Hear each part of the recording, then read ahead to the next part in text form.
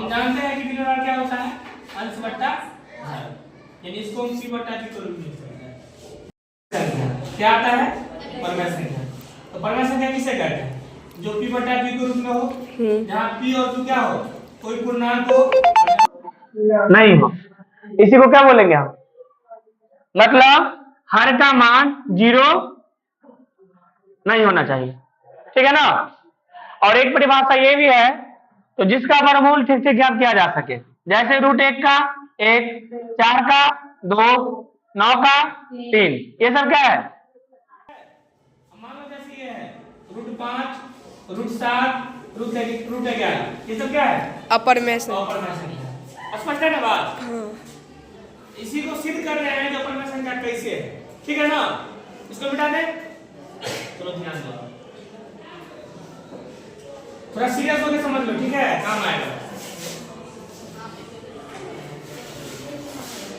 तो क्वेश्चन है, और अगर निकालने लगे तो सिद्ध करेगी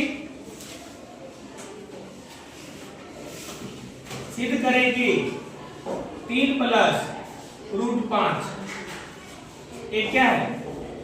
एक अपरमेय संख्या, यही सिद्ध करना है ना। अरे 3 तो परमेय है, लेकिन √5 है ना, दोनों एक जगह है ना, इसलिए क्या हो जाएगा ये अपरमेय संख्या। लेकिन इसको हम सिद्ध करेंगे, ठीक है। तो देखो सिद्ध कैसे करेंगे, ध्यान दो। यदि संभव हो तो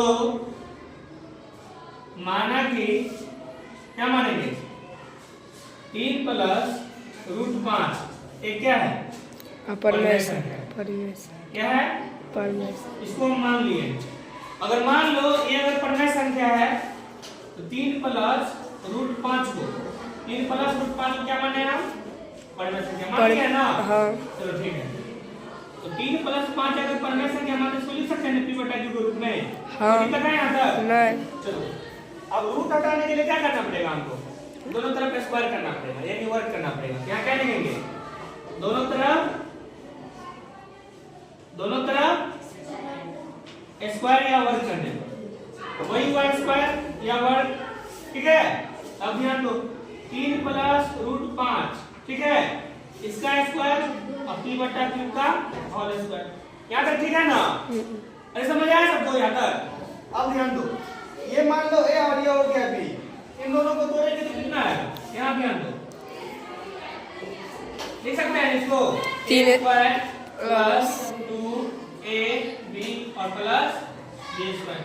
3 का 9, 3 का 9, 9 और 2 3 6 का √5 से कितना हो जाएगा? 6 √5 और √5 का स्क्वायर कितना देंगे बताओ? 25। √5 का स्क्वायर 5 हो जाएगा। क्यों? क्योंकि गुना जो करेंगे तो √25 और 25 से क्या निकलेगा? 5। समझ आ रहा है बात? इसका मतलब ये हुआ किसी संख्या, कोई अगर संख्या रूट में है उसका अगर स्क्वायर निकालेंगे तो वही मूल संख्या उसका स्क्वायर हो जाता है। समझ आ रहा है बात? अगर यहाँ 5 का स्क्वायर निकालेंगे तो 25 हो जाएगा, लेकिन √5 का कितना होगा? 5 होगा। इस बात को ध्यान देंगे। क्यों? क्योंकि रूट के अंदर है 25, तो 25 का मतलब 5, ठीक है। अब बताओ इसको जोड़ेंगे तो कितना हो गया? ये √5 का स्क्वायर 5, इन दोनों को जोड़ देंगे तो कितना हो रहा है? यहाँ पे 9 5 14, 6 √5 है ना। इसको तोड़ने के बाद कितना है?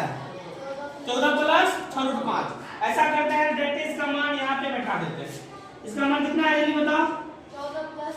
14 प्लस 6 √5 बराबर p का स्क्वायर p² और q का स्क्वायर q², ठीक है। यहाँ तक अब ध्यान दो, नहीं पूछो तो बटा में 1, तो p² का 1 से गुना कितना होगा? p² और q² का गुना कितना से? 14 प्लस 6 √5 से। यहाँ तक ठीक है? अब ध्यान दो, इसको लिख सकते हैं p² को p गुने p। हाँ। ये छपड़ा रहे हैं, मूड खराब करेगी। हाँ। अच्छा बात बता रहे हैं, p² लिख सकते हैं p गुने p। Yes sir. अब ध्यान दो, इसको ऐसे ही लिख दो, क्या है? q² 14 plus 6 √5। अब ध्यान दो, p बराबर लिख सकते हैं q² * 14 प्लस 6 √5 और बटा में p। यहाँ ठीक है। अब ध्यान दो, लिखेंगे यहाँ पे p बराबर पूर्णांक संख्या, p बराबर पूर्णांक संख्या और क्यू स्क्वायर इंटू 14 प्लस 6√5 बटा में p बराबर भिन्न संख्या। एक बात ध्यान रखेंगे, पूर्णांक संख्या बराबर भिन्न संख्या नहीं होता है, पूर्णांक संख्या बराबर भिन्न संख्या नहीं होता है। यहाँ लिखेंगे क्योंकि पूर्णांक संख्या बराबर भिन्न संख्या असंभव, भिन्न संख्या असंभव। इस बराबर को काट दो, मतलब क्या हुआ, पूर्णांक संख्या भिन्न संख्या बराबर नहीं होता, मतलब क्या, असंभव। अगर असंभव हुआ तो अब बताओ किसको चेक कर रहे थे, 3 प्लस 5 5 को ना, हाँ। ये परमेय संख्या भी नहीं होगा, मतलब क्या हो गया, ये भी अपरमेय संख्या, असंभव। इसका मतलब क्या, अगर परमेय नहीं होगा तो क्या होगा, अपरमेय, अपरमेय होगा। हो गया तो